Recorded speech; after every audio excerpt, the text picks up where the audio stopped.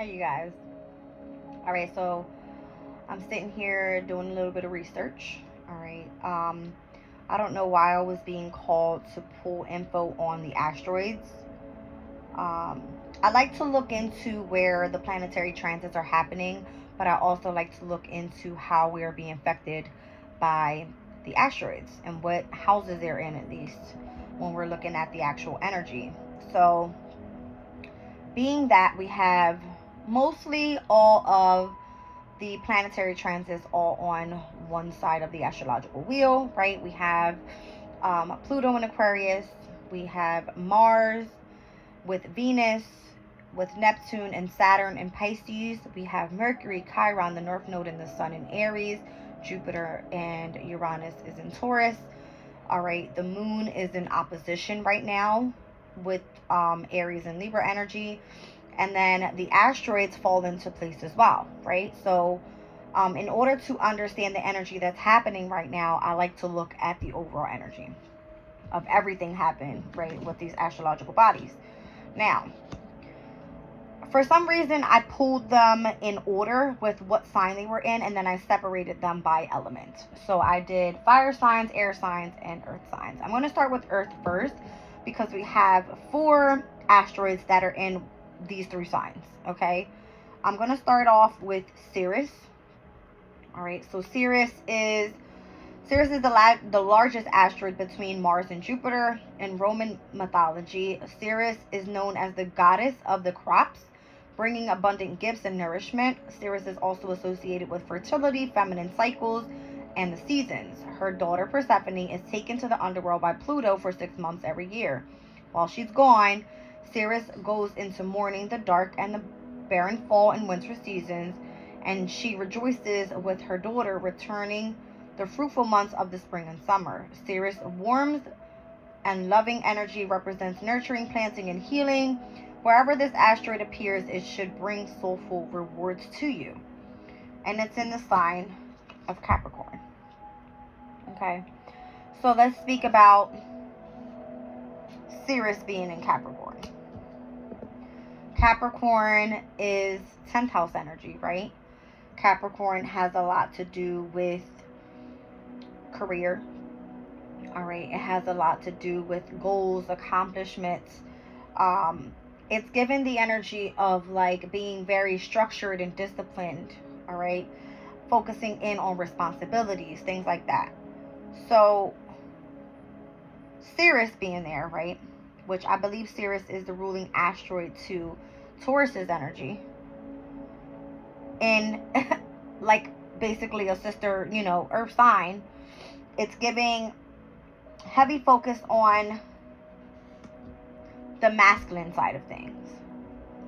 If Ceres's energy is saying that it has to do with fertility and feminine cycles, this is where we're speaking about the energy of the winter solstice. The winter solstice is a time for us to kind of pull back, all right, and really focus in on harboring in our energies so that we can get ready for when we step into the season that we're in right now, which is Aries season, which is the spring equinox, right? The following, the flip side of the energy of the winter and the fall seasons, right? We're speaking about spring and summer. So I feel right now is a time to really focus on staying grounded, all right, and how we can really focus on healing, focusing in on what our careers are to look like in the near future. What is it that we want to find abundant, and how to move forward with that energy pertaining to specifically career. All right, that's Ceres's energy. Now let's speak about Virgo's energy, right? Because we're talking about earth signs here. Virgo is perfectionism. It is efficiency. It is like very detail oriented, going deep into gaining analysis on certain things, right? The asteroids that are sitting in this sign here, all right, Virgo can speak about like your health. It can speak about your day-to-day routines. It can speak about like you putting hard work into something. All right, Juno's there. And Juno, it says in Roman mythology, Juno is the devoted wife of Jupiter, Zeus in Greek mythology, and queen of the universe.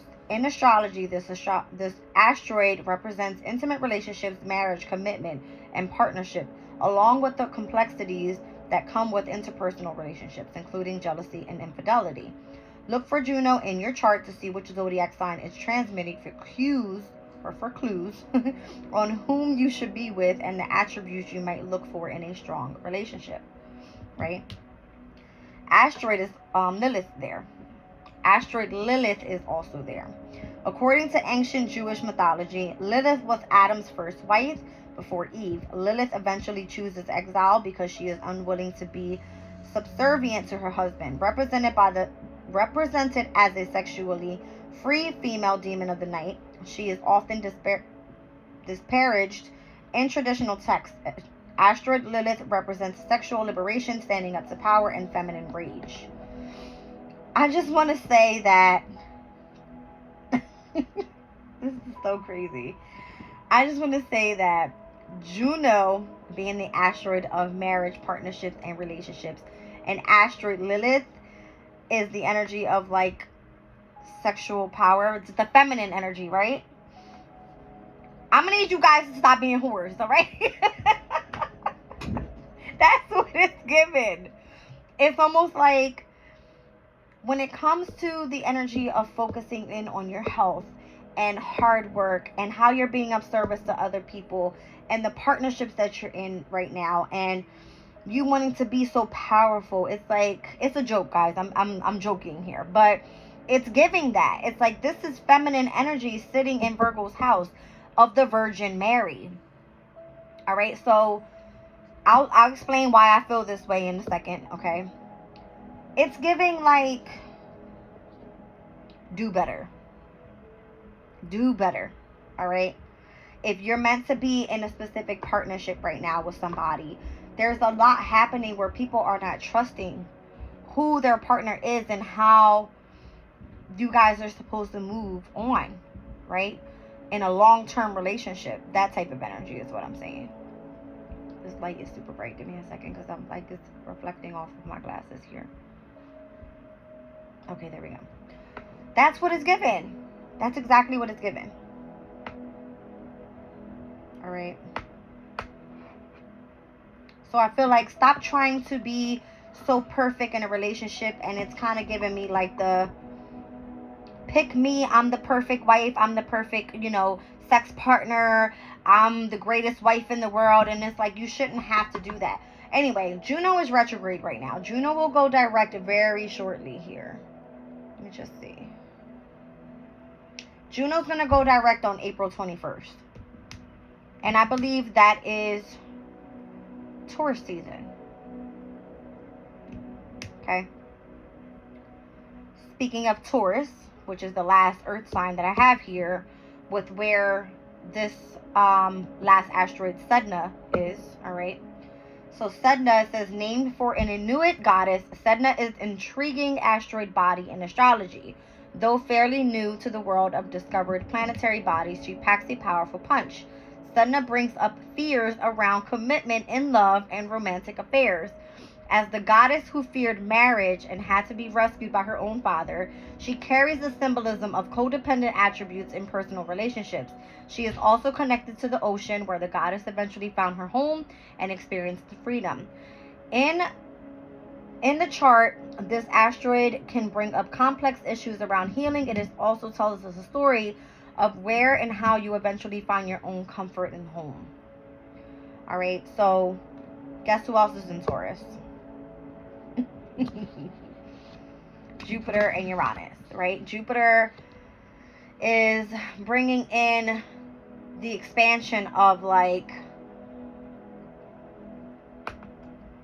creative things, of beauty, of artistry, of people trying to be and co-create with the universe in their own special way, right?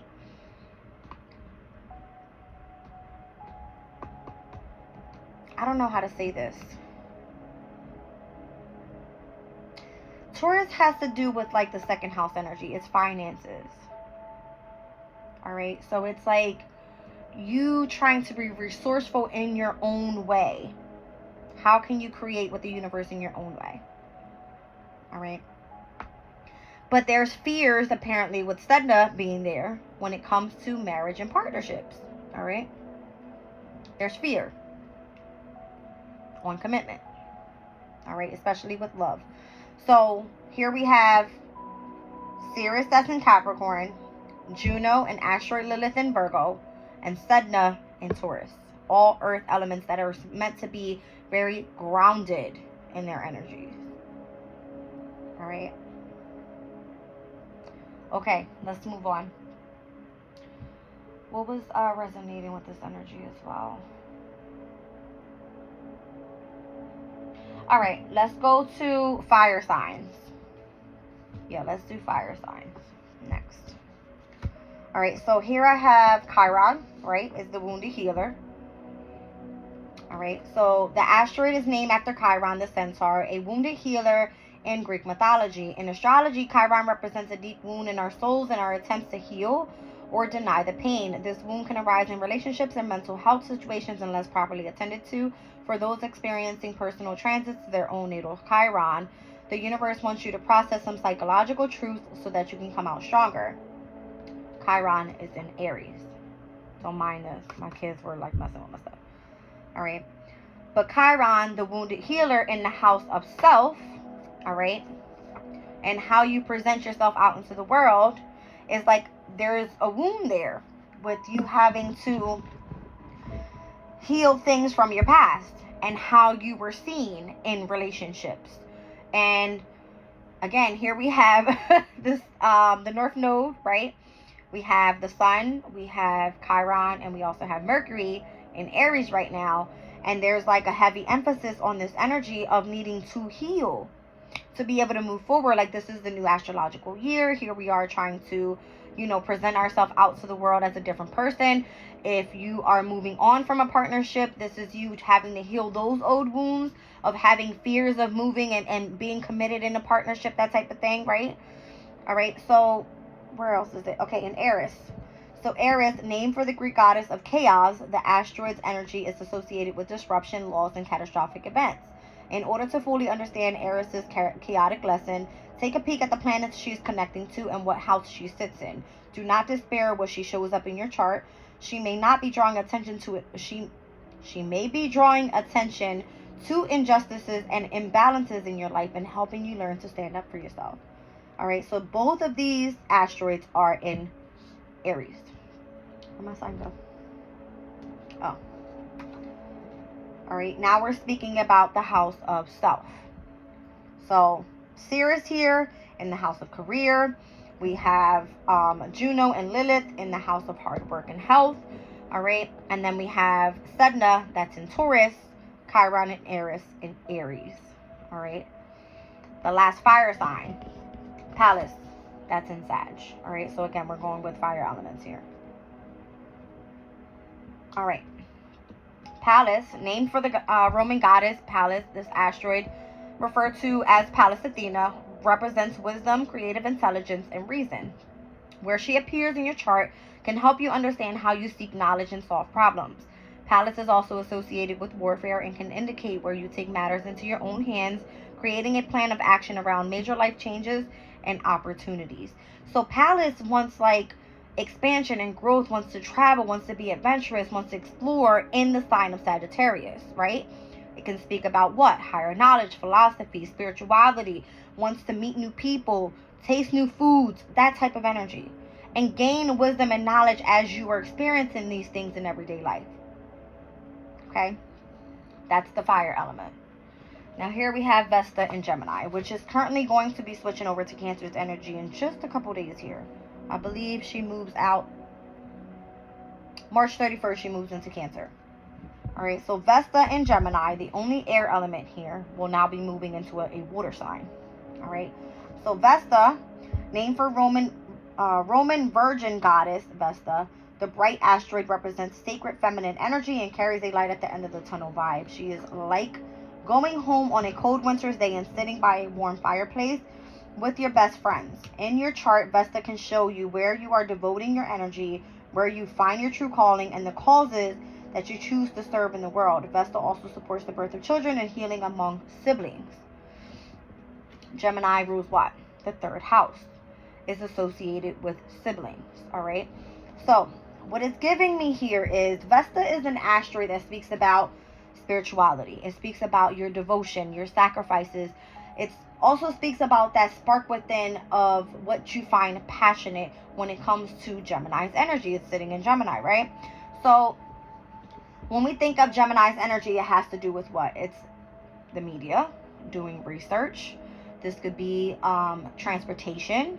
This can be things in the local community. This could be just communication overall, right? Now, it's sitting right across from its opposing sign. Let's look at it this way. All right. You got Vesta in Gemini. I think I said this before as well. All right. And Pallas in Sag. Opposing energies. Asteroid of spirituality, asteroid of wisdom and knowledge. In Gemini and in Sagittarius. All right. That opposition right there, it's giving me... What am I doing here? Okay.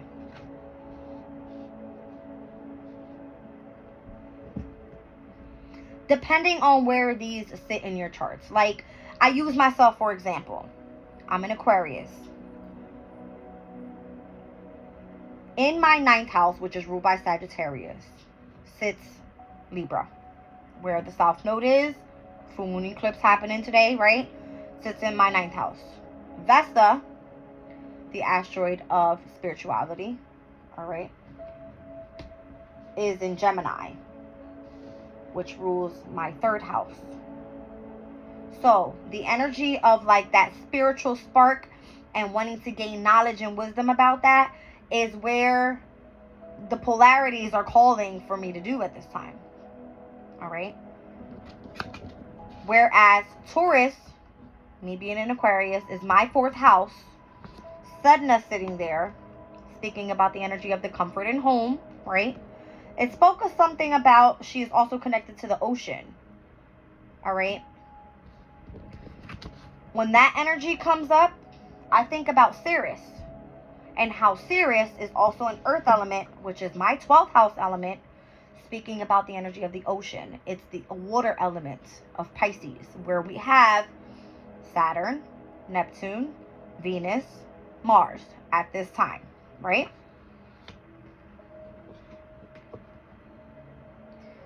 Then we're speaking about Chiron and Eris being in Aries. All right. I'm an Aquarius. Aries is where? In my 3rd house. If I speak about the opposition of Gemini and Sagittarius to exactly where it is in the houses in my chart, me being an Aquarius, that is the 5th and the 11th houses. That has a lot to do with hobbies, self-expression, creativity, opposing the energy of a community of people that you're meant to collaborate with. Right? I'm just using myself for an example. You guys pull up your own chart. But I'm trying to say how all this energy, right? Virgo. Where's Virgo for me? Virgo is the house of transformation for me in the 8th house. So Juno and asteroid Lilith here are together in my 8th house. Meaning that there is fears, right? The house of fears and having to face your fears is with Juno and asteroid Lilith saying, I'm afraid of a commitment when it comes to marriage and partnership. And this doesn't necessarily have to be where it's, I'm afraid of a romantic relationship, maybe. But this has to do with the commitment to my spirituality, I feel. All right. Because some days I'm like, I'm all with it. Some days I'm like, why do I feel this way? I feel afraid. I feel fear. And I feel like Spirit is asking me not to do that. All right. Where am I? That was Aries with these two. Capricorn, Virgo, Taurus, and I showed you guys Gemini and Sag.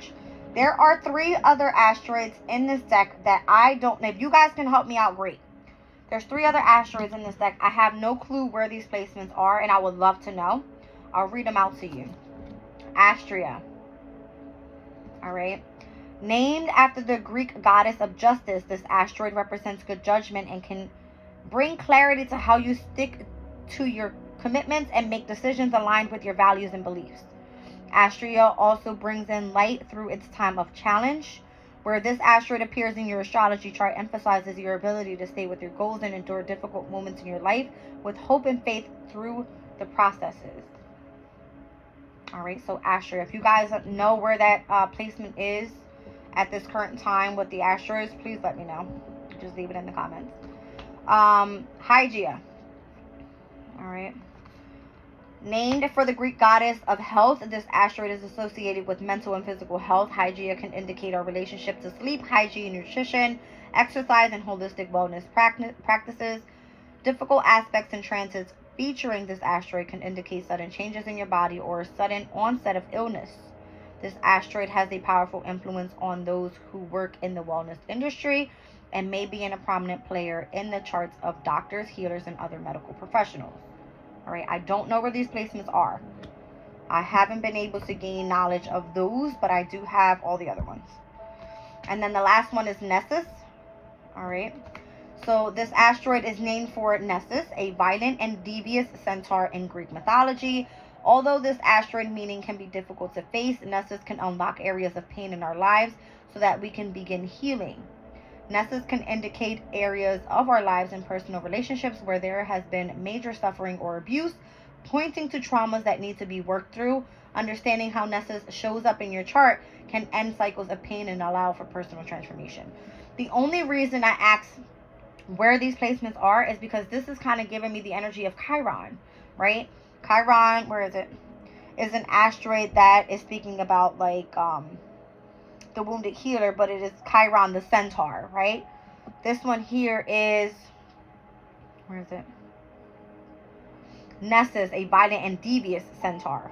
All right, I don't know where these placements are, but I want to know, because if it's overall affecting the relationships, the partnerships, our, you know, our marriage commitment, the fear that we have stepping into you know, being committed to someone or something, or whatever it is that you're working on here, whatever, you know, your focus is on, and how all this energy is going to transmit into where the placements of the okay, so this year, right, May 25th of 2024, we have Jupiter stepping into Gemini. All right, so Gemini being energy of the third house, right? It has a lot to do with communication, transportation, local communities, siblings, schools, how we, you know, short travel, and basically it has a lot to do with like schools and things like that. All right. But Jupiter is the ruler of Sagittarius, not of Gemini. So it's at its detriment when it's there. It's not comfortable at all. All right. Like Mercury is the ruler of Gemini. Mercury has a lot to do with, you know, the internet and technology, and, you know, how we share ideas and things like that. So I'm just interested in knowing how this is all going to affect us once these planets start moving in, because I'm telling you, by this year into next year, we have Neptune moving out of Pisces and into Aries. We have Jupiter in Gemini. We'll have Uranus moving into Gemini. So all of the planets are going to be changing. These asteroids, some of them go around, all right? Maybe like halfway through the astrology wheel or the astrology signs within a year. Some of them take years. They take longer. Like Chiron takes a long time. I think it's like 7 to 8 years for it to move from one sign to another. So I want to know, how are these going to change? I don't have a system in order to like keep track of all this stuff. And I mean, I guess as I go along and I gain information, and I'm, you know, I'll see what's changing, but I'm curious to see what this is all about. But there seems to be a heavy emphasis on spirituality, a heavy emphasis on partnerships, marriage, and commitment, healing, how we treat our bodies, our exercise, our sleep routines. All right. What else am I getting here? And it's giving me like the feminines are I don't know. I feel like those that are trying to be like super sacred are stepping out of the energy of being fearful of what the future is to look like. And remind you that the South Node is in Libra and Jupiter and Uranus are in Taurus. These both are ruled by Venus. It's feminine energy. There's an expansion and changes happening in Taurus's energy, and South Node is dealing with past life karma and like challenges that we probably weren't expecting, right? And this energy doesn't switch over up until the beginning of January, where it's going to be the opposition of Pisces and Virgo energy. All right. I don't know, guys. We're talking about heavy air fire element right now in opposition, because we are at this, Sun in Aries, full moon, lunar eclipse in Libra. But we're also speaking about the North and South Node energy. All right. I'm thinking far along, like next year when all of these transits start changing over. I'm speaking about the next year, astrological year, like Aries Taurus season, right? I'm speaking about like March, April of 2025. Okay. March, April, May, around there. Whew, okay. That's what I wanted to start this reading off with. I'll do a little small spread just to see what I'm seeing and how I'm feeling and what's significant here. Alright, but something was telling me to pull all of these asteroids together, because I've done this before, but I never got a chance to pull them all. I was only pulling, I believe I did an asteroid read because a lot of the asteroids were in mutable signs. So that's how I started off understanding what they were, those energies. We had Pallas and Sag, Vesta in Gemini, Juno and Lilith in Virgo within those mutable energies. All right, so that's kind of how I started reading those guys. But I wanted to do element this time just to see how it would affect us and what would be the difference. All right. Let's see if there's a specific asteroid that we need to focus on. Let's see what Sun, Moon, Rising comes up here. Maybe it won't be. Wow.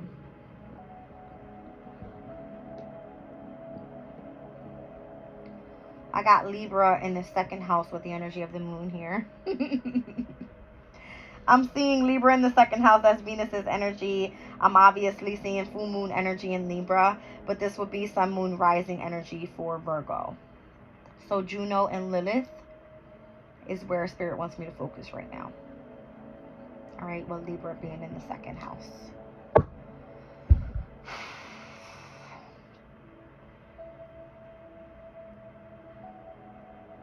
So Virgo, the energy of your finances right now. All right. Let's just focus on the asteroid energy being in the sixth house. Let's look at it that way, right?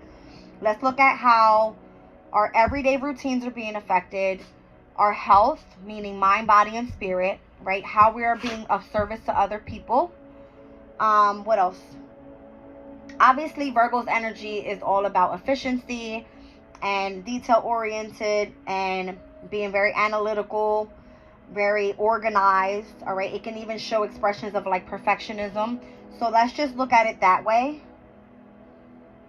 I'm being called to pull in. Do I do? Okay. I just looked right up and I seen my astro codes. Let's just see what comes out of the astro alignment here. So Virgo's energy with asteroid Lilith and Juno there, and Juno being in retrograde at this time. All right. I know why I pulled this deck. I'll read them out to you guys because I have both of those asteroids in this book. I'll read them to you. Because they're explained a little bit different in here than what they are in that deck there. This is my astrology deck, by the way. All right. So let's look at Juno and Lilith. How crazy that they're both together side by side in this book and they're together in the same sign at this time. Give me 1 second, guys. All right. Juno. Marriage, commitment, and bonds. Juno represents marriage, commitment, and the qualities that you look for in a soulmate or even in a soul family.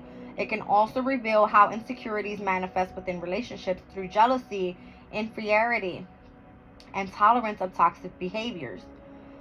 The traits of the Juno placement and characteristics that work well over a sustained period of time. Venus can express your romantic side and Mars can display your passions. But Juno describes your long-term mate, accepting the wholeness of who you are, flaws and all. The gift of Juno is learning to accept all parts of yourself too, as they are reflected in your relationships. How crazy is this? Juno is in Virgo and Mars is in Pisces. So they're opposing each other here. Mars is where? With who? In Pisces with Venus and Saturn and Neptune. So the energy of like heightened toxicity, where people are trying to escape the energy of pertaining to their romantic relationships by doing drugs and alcohol and looking for some energy of like, how do you call it? Give me the word, please. It's like on the tip of my tongue. This always happens to me. Escapism. All right, trying to escape from the problems of your everyday life, where on the other end of it, here we have Neptune in his domicile energy. Things are seeming like illusion versus reality. Am I with the person that I'm supposed to be with or not? Right? Saturn, there's structure, there's responsibility being into effect here. There's like, authority being stepped in when it comes to, how do I say it? Like people's emotional state. You know what I mean? And then we have Mars in there where there's just like anger towards, I'm trying to, make this work out, right? Being in the energy of love, right? In an imagined state. And Venus is all like, oh, I love you. Like, that's the energy. So Juno being retrograde right now and not going direct up until April 21st. All right. There is a review. Okay, let's just say retrogrades are all about reviews. When it pertains to the person you are married to, the relationships in which you are committed, and whatever bonds you have with specific people in partnerships, whatever that is. Okay, let's speak about Lilith energy. Power, activism, and vengeance. All right, so we have to remember, Lilith is a very feminine energy. It's almost like a don't fuck with me or I'll leave you energy, right? All right, so Lilith embodies your dark side, representing your shadow, emotions like anger, boundaries. Lilith embraces your inner authority and sense of justice. Sexuality is expressed here, especially those parts of yourself you choose to show only behind closed doors. Lilith walks a fine line between empowering and exposing you, depending on how well you own your vulnerabilities. Look to Lilith to explore the parts of you holding onto the buried emotions like grief and how these emotions can propel you into you taking aligned action even if you are misunderstood. Interesting. So it's almost a don't fuck with me, but I'm going to stand up to my shit. I'm going to own my shit, right? And if you don't like it, then oh well, because I have the power right now. That's the tension. That's the confrontation of these two opposing energies. Of the Pisces energy, and where we have these two personal planets, obviously, with Neptune and Saturn being there as well, right? And opposing the energy of Juno in Virgo and Lilith in Virgo. Okay? Now, I'm going to pull some astro alignment on this. Where am I at? 33 minutes.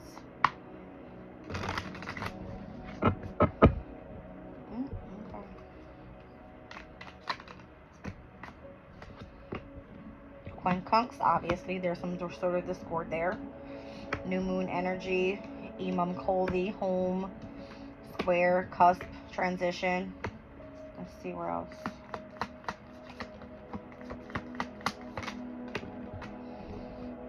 Conjunctions. Uranus will conjunct Jupiter April 20th. The day before Juno goes direct. And those are in Taurus. Just saying. Okay. And planetary return down at the bottom of the deck, South Node. Didn't I say South Node was going to be significant? Only because we're at the full moon lunar eclipse in Libra.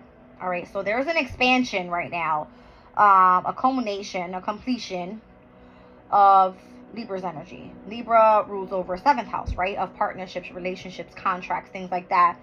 South Node has to do with past lives, natural gifts, and karmic challenges.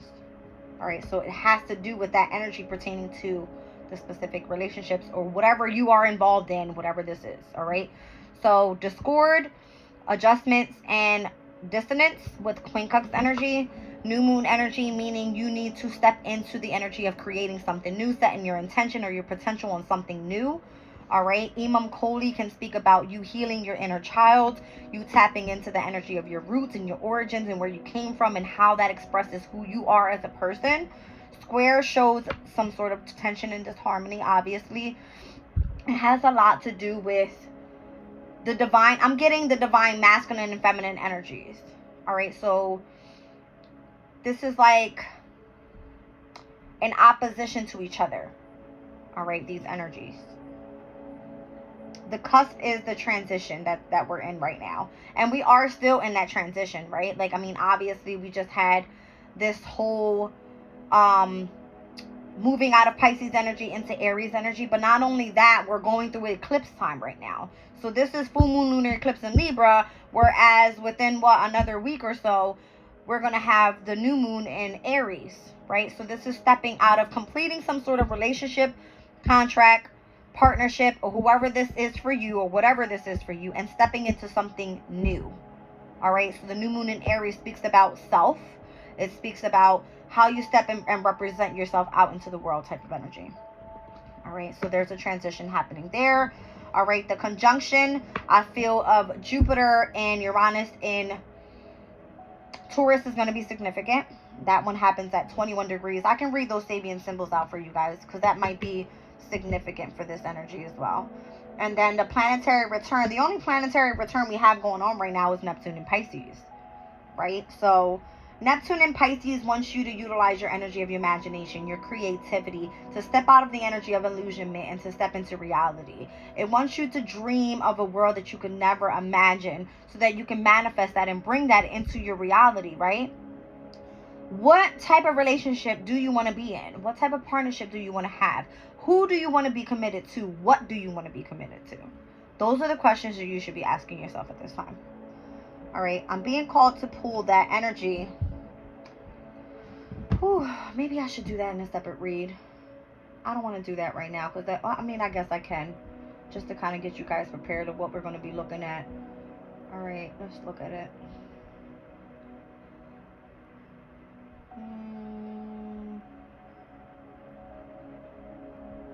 Again, I said that was going to be at,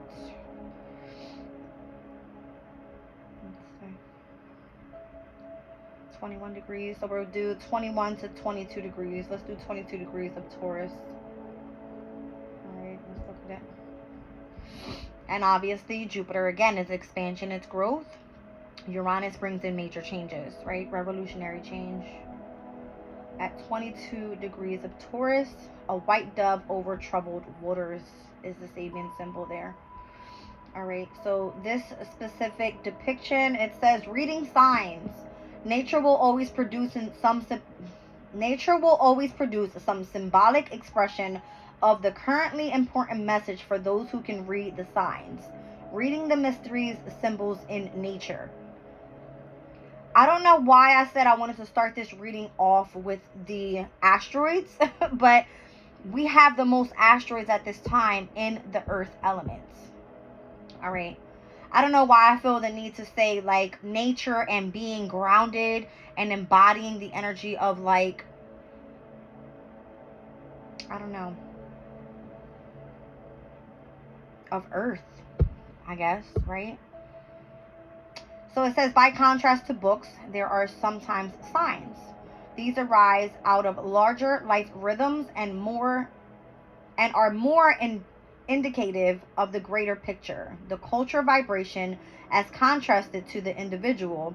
So we are better advised to seek guidance from the signs all around us than simply consulting our own wisdom. I'm going to tell you guys why I started tarot. I was seeing numbers everywhere. And it was freaking me out because I was like, this has never happened to me. And I felt like, this is your ascension. And I didn't even know it. I didn't know it. I was seeing 222, 1111, 333 on the clock. I would see license plates. I would pass by like signs, literally signs of like businesses, and everything kept saying Gemini, Gemini, Gemini, and I'm like, Gemini what? Gemini what? Like, there was a Gemini bookstore, there was a Gemini I don't know, I saw a truck on the road that said Gemini. Everything was Gemini. And then when I started learning astrology, I was like, oh my God, Gemini is my fifth house. It's of self-expression. It's of creativity. It's what's supposed to make me happy. And it's supposed to be where I find joy and contentment and peace, right?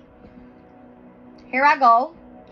And I start learning more about like the nodes. And I'm like, oh my God, Aries, my north node. And Aries sits in my, third house. It's ruled by Gemini. So here I am, oh my gosh, I'm supposed to be doing stuff pertaining to communication or transportation, or I'm supposed to be doing something in the local community, or I'm supposed to be involved with a specific community of people in which I'm communicating to online or whatever. This is how I felt like the signs were being sent to me specifically. All right, so wherever Taurus falls in your chart, that's going to be significant. All right, so Taurus is my fourth house. All right. But also, I'm a rising Sagittarius. So Taurus would be my, what is that? Sixth house energy of health and hard work and being of service to other people. All right. I don't know why this is significant, but it is. All right. So white dove flying over troubled waters. So if you are a white dove, you are a messenger. All right, from the higher realms. That's how I look at it. All right, over troubled waters. This is like you being able to help a collective of people that are in trouble at this time, is how I see it. All right. Yeah. See, it speaks about guidance. So, I'm sorry, you guys. I'm speaking so much and my mouth is like super dry. The mind is shaped and strengthened through guidance. In Sufism, the white dove is symbolic of Holy Spirit. There is a part of us deep and abiding that resonates with this image. It is the part of us that can be identified as the guide. If we find an external version of this feeling, when we are directed towards a person for instruction, otherwise we are drawn to stimulate this sense of perfection on a deeper, more personal, inner level through situations, people, and ideas. Okay? Two contradictory core beliefs exist within the minds of people. Some see danger and scarcity, fear and predators, and expect trouble. Others trust that there is always a way out, a choice to rise above it all and enjoy. On a very practical level, the positive attitude is safer, in fact, safe, and yet some of us need to be guided towards this belief. The default condition in life, freely given and ever available, is the understanding of the wisdom. We would actually have to do the work and creatively insist on pessimism in order to attract bad luck. In other words, relaxing is a very positive life strategy. So it's kind of giving me like taking a step back, gaining a new perspective on life, how to be grounded, right? So that you can trust the partnerships and the relationships that you are in at this time. So that you don't fear moving forward and being committed to this person, place, or thing. That's what I'm getting from this, guys. All right. And don't choose escapism as well with all the energy that's happening with Neptune being in its own sign. All right. Choose to utilize that energy in a very creative way. And how to manifest through utilizing the energy of the subconscious. What you think about is what you manifest, right? So think positive vibes. Woo! It says an unencumbered mind is creative, effective, and optimistic, but it can produce some very unpleasant circumstances if it is allowed to gather dirt and dust around itself by habitual thinking, woolly or detrimental thoughts. You see what I'm saying? Mind is by nature flighty and easily seduced. It needs to be shaped and strengthened through guidance. When we have clear reasons, well-defined purposes, and meaningful thinking processes, then we become skillful in reconciling our difficulties in life. We are born of spirit. As a direct result of this, we have an indwelling orientation towards the reenactment of divine heritage. The heart knows how to pull us towards the essential pole of our sacred center. The beauty is that The beauty is that this all happens whether we want it to or not automatically. As long as we do not actively steer away from it, we will always be somehow guided towards the true and deep center of our sacred self. Okay? I feel the placements of the asteroids right now, the placements of the planetary transits, all of these things that are happening at this time is to set us up so that we can go directly where we need to go on our journeys, wherever this is for you. All right. I don't know. I feel like Taurus's energy, it can be very stubborn, right? It can be very stubborn. Doesn't like change. It's a fixed sign. All right. Always focuses in on the luxurious things in life. Very materialistic, right? I feel like how can you utilize those qualities to be able to be of service to someone else? That's what I'm getting. All right. That's what I'm getting from that. I am going to pull a spread, guys. I am. I'm going to pull a spread. Let's do Wisdom of the Oracle.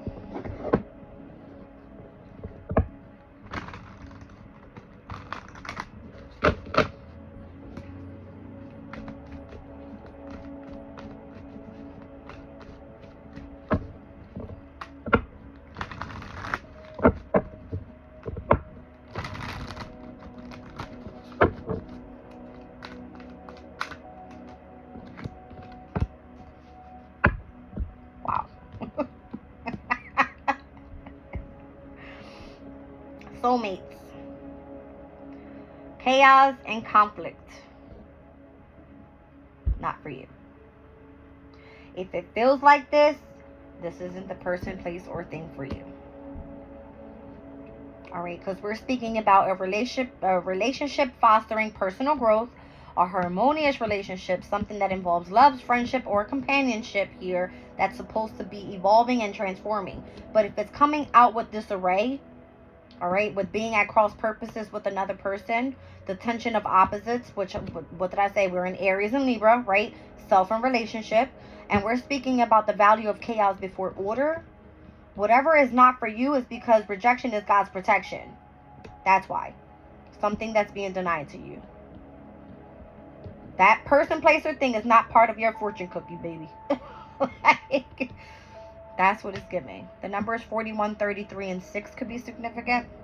And then I got regeneration down at the bottom of the deck. This is the energy of transformation. All right, so new opportunities coming in.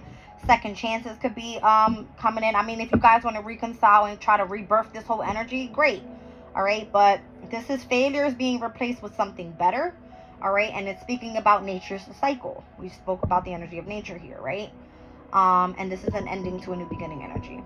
All right, so us being guided, all right, to be able to strengthen overall, I'm feeling ourselves as well as our relationships.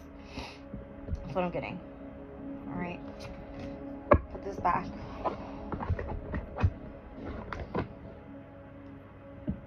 My nose is so itchy.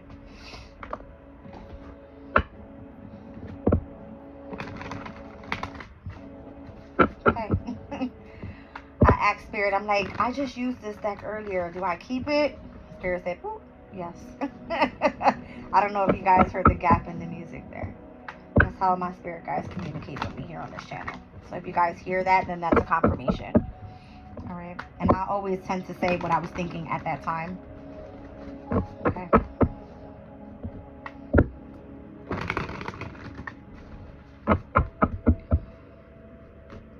All right, let's speak about this soulmate energy here. Four of Wands, Venus in Aries. When does the Venus move into Aries? April 5th. So that's right around the corner too. Let me tell you how fast Mercury is going. It's moving fast. All right, like I feel like Mercury blew through Aquarius, blew through Pisces, went into Aries, and now it's going to retrograde on April 1st. All right, so that way I feel like Venus is caught up, and Mars can catch up a little bit as well. Okay. Mars is probably like the slowest moving planet out of the personal planet. But again, back to this Four of Wands with the Soulmates card. This can speak about either a relationship, a marriage, a commitment. All right. And again, this has to do with something that sparks you from within. All right. This is my like 1111 portal. So it's almost like make a wish and let it come true. All right. Came down on the bottom of the deck with the Fool card. Could be someone new. Could be an Aries. Could be an Aquarius. All right. We've seen regeneration. That's giving me Pluto's energy. Pluto is in Aquarius at this time.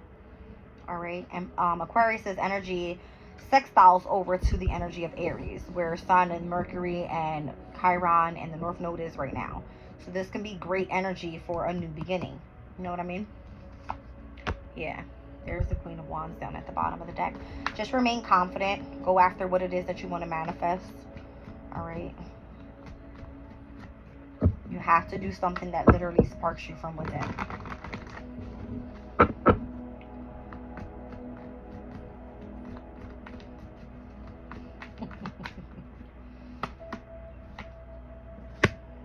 You could be starting up a business, King of Pentacles energy, or you could be coming back into reconciliating with like a boss figure or someone that is a great person that looks after you. All right. Could be a great mentor. This person could be helping you with finances, with helping you stay grounded. All right. With overall healing. All right. This person could be almost like a guru.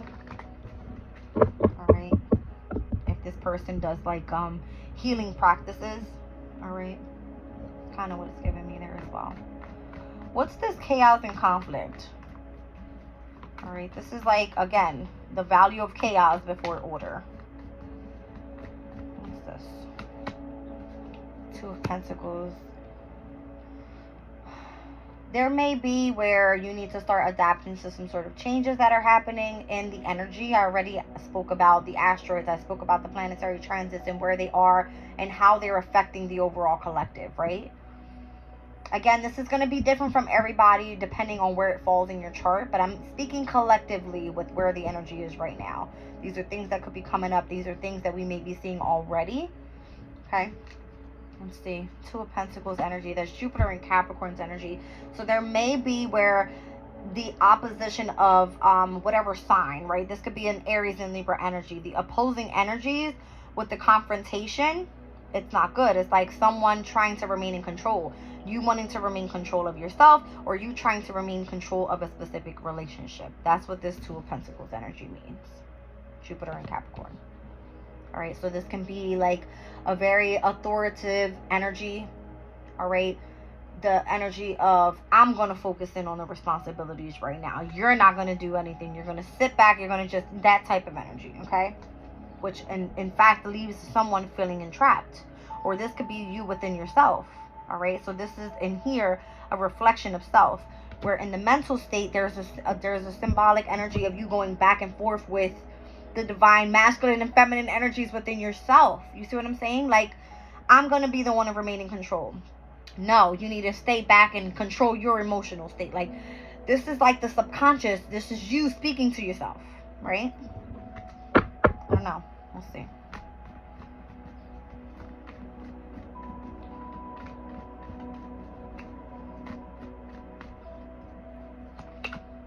Yep. What did I say? Has a lot to do with the energy of the subconscious. The High Priestess, she's very intuitive. All right, so again, we spoke about the Sabian symbol here for Taurus's energy. All right, and this is speaking about you having some sort of guidance and being able to read the signs from what you're seeing and experiencing, and the tension that you feel intuitively is what I feel this is saying here. All right.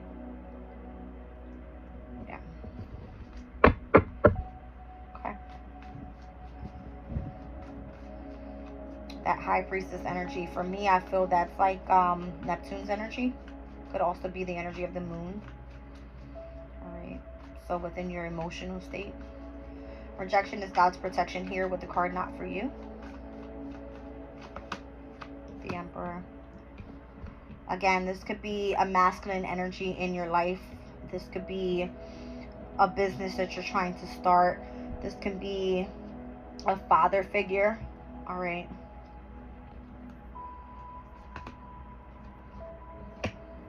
Death and rebirth. And again, here we go, regeneration.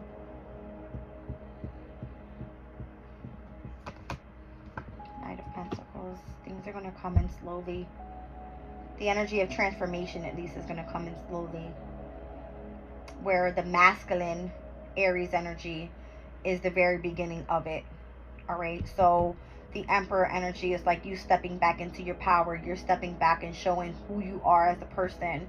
All right. It has a lot to do with how you communicate to other people, how you represent yourself out to the world, pretty much, with your appearance, that type of thing. All right. It has a lot to do with your overall mind, your body, your spirit, because this is who you are in this spiritual body. You know what I mean?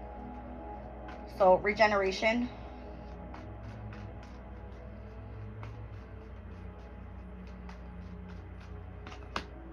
Yeah, there's the new opportunity. You see what I'm saying? So I feel like this is the second chance, but it's a new opportunity. I'm feeling heavy on the earth element here in this reading. I got the King of Pentacles, the Ace of Pentacles, the Knight of Pentacles is here, the Two of Pentacles is here. Yeah, I feel like you could be studying a new skill. You could be going back to school. You could be teaching somebody. You could be moving environments. You could be traveling, really staying grounded, tapping into the energy of Mother Nature, taking walks in, you know, tapping into your origins as well when I see the energy of your roots. So your ancestral wisdom, that type of thing.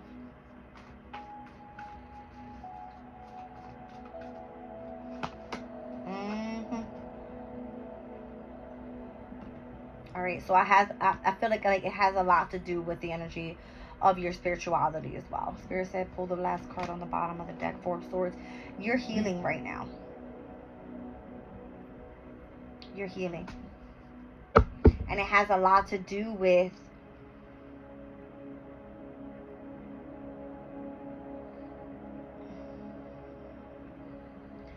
I feel like it has a lot to do with the energy of your confidence and your self-esteem and how you need to value yourself so that you can value the relationships and the partnerships that you're in, that you're meant to be committed to. Something told me, like, think of Taurus's energy. Although this is Libra, Libra's giving me relationships, but Taurus's energy, look how she's in a bird's nest. That is nature energy. Taurus. Jupiter, Uranus, there's change happening there. And the conjunction, we spoke about the white dove over troubled waters. A white dove sits where they come out of a nest. No, they're birds. Troubled waters, Queen of Cups energy. That's spirituality. Look at this. It's a new opportunity for you to be able to balance. I'm getting earth and water. At least those elements within yourself. I don't know. What am I? Well, I don't even know what I'm saying here, Spirit.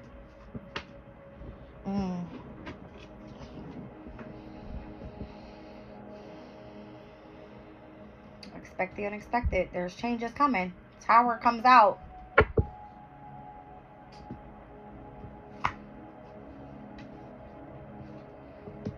I got the Tower, the Seven of Swords, Three of Pentacles, and Justice. Wow. That is Scorpio Pluto energy. The Moon in Aquarius is energy. What is this right here? That is Mars. Mars and Capricorn energy. And Justice. The Moon in Aquarius energy can speak about, like, independence, freedom, in order to go after a specific achievement, a goal that you want to accomplish here. And for you to be able to fully come back into balance, Justice energy, and harmony with whatever this is. So whatever is about to be shaken up in your life, the Tower energy, it's meant to be that way. when it comes to romantic relationships. That's what this is giving me here.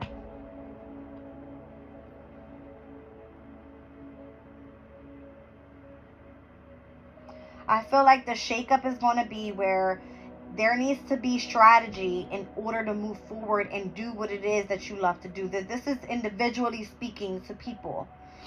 If you are meant to come into a specific relationship in love, one is supposed to focus on self and one is supposed to focus on their goals first.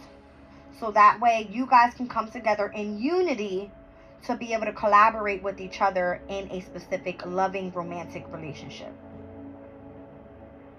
That's going to be the harmony and the balance in it all. That's where justice is served on both ends, on the reflection of the divine masculine and feminine energies. Again, this could be within yourself.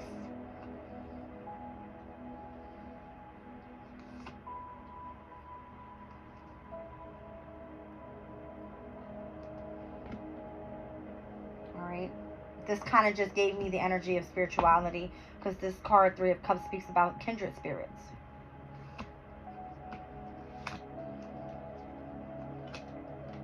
It's also given me, if you've been connected to a third party energy where you need to walk away, hold up your defenses, keep your boundaries up so that way you can focus on the star energy and what your hopes and dreams are, do that. Don't be afraid to. It's going to require a lot of hard work, but you can do it. Alright, guys. I'm leaving the reading there. I love you.